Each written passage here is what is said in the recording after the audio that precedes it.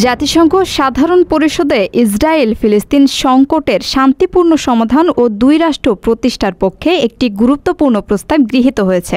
শুক্রবার 12 সেপ্টেম্বর অনুষ্ঠিত ভোটে প্রস্তাবটির পক্ষে ভোট দেয় 142টি দেশ। সৌদি আরব ও ফ্রান্স প্রস্তাবটি উত্থাপন করে। সৌদি পররাষ্ট্র মন্ত্রণালয় জানায়, এই প্রস্তাব ফিলিস্তিনিদের পূর্ব জেরুজালেমকে রাজধানী করে স্বাধীন রাষ্ট্র গঠনের অধিকারকে আন্তর্জাতিকভাবে স্বীকৃতি দিয়েছে।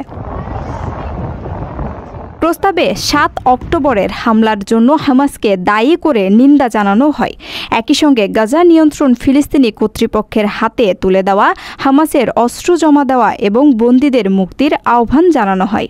ইসরায়েল এই প্রস্তাব প্রত্যাখ্যান করে একে লজ্জাজনক বলে মন্তব্য করেছে। প্রধানমন্ত্রী নেতানিয়াহু বলেন, ফিলিস্তিনি রাষ্ট্র কখনোই হবে না।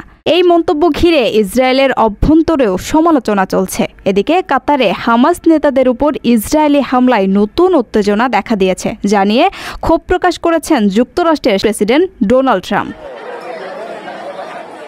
প্রিয় প্রবাসী, আপনার নিরাপদ ভবিষ্যতের জন্য অর্ধেক দামে আজই ফ্ল্যাট বুকিং করুন। ঢাকায় প্রবাসী সিটি দিচ্ছে সীমিত সময়ের স্পেশাল অফার। জমিও ফ্ল্যাট একসাথে। যোগাযোগ করুন স্ক্রিনে দেওয়া নাম্বারে।